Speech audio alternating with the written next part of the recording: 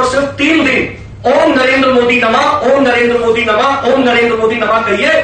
चौथे दिन आप जो सोचेंगे वो हो जाएगा। ये इतना महाचमत्कारी मंत्र है। इस महाचमत्कारी मंत्र से कई लोग बहुत बड़े बड़े पदों पर पहुंचे।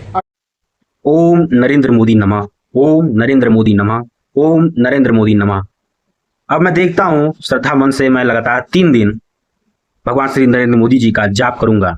देखता हूं चौथे दिन मेरा चैनल यूट्यूब पर मोनेटाइज हो जा रहा है कि नहीं हो पा रहा है।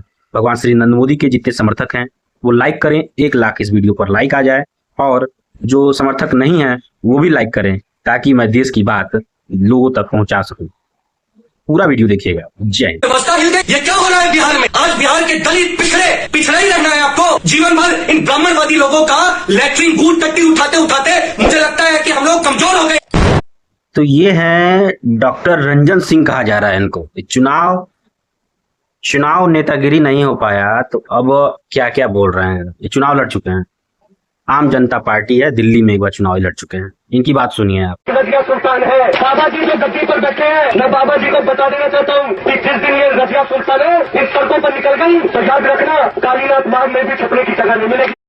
ये CAA जो कानून था उसके सपोर्ट में भी ये नेतागिरी कर चुके हैं। तो CAA कानून तो भारतीय जनता पार्टी लाई, नरेंद्र मोदी जी की सरकार लाई, लेकिन अब क्या हो गया है, ये मोदी जी का मंदिर बनवा रहे हैं। अब देखिए इनका वीडियो। नई संसद में नया संविधान लागू हुआ है, होने की बात चल रही है, नया संसद भवन बन गया है, तो ये पुरानी ब्राह्मणवादी मानसिकता के लोग संसद भवन में क्या कर? नया संसद बन गया है और संविधान बदलने की बात चल रही है, इन्होंने कहा, फिर अपने आप को करेक्ट किया, लेकिन बोल रहे हैं कि ब्राह्मण मानसिकता नई संसद में क्या कर रही है। आप ब्राह्मण मानसिकता कह रहे हैं, ब्राह्मण मानसिकता तो मान लीजिए यही है, पूजा पाठ वाला, भगवान को मानने वाला। तो आपने भी तो मोदी जी का मूर्ति बनवाने का, उनका मंदिर बनवाने का काम चालू करवाने की बात रखी है, तो आप भी तो ब्राह्मण मानसिकता में आ गए हैं क्या? तो ये भाई साहब चुनाव नहीं जीत पाए, खैर राजनीति नहीं चली, ये किसी किन्नर बोर्ड के अध्यक्ष बन गए हैं बिहार में, शुभकामनाएं इनको। तो अब ये मोदी जी के मंदिर बनवाना चाहते हैं, मोदी जी का मंदिर बनवाना चाहते हैं।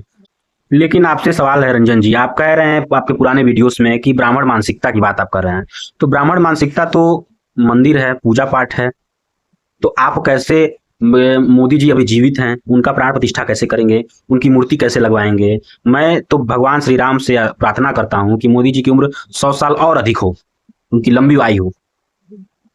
तो जब व्यक्ति जीवित है उसका मूर्ति कैसे बन सकता है, उसकी प्राण प्रतिष्ठा कैसे हो सकती है? बहन मायावती जी का जो मूर्ति लखनऊ में बना था या बना हुआ है उस पर बहुत विवाद हुआ, तो क्या आप मोदी जी की छवि खराब करने पर तुले हुए हैं? जरूर कमेंट में कोई बताएगा।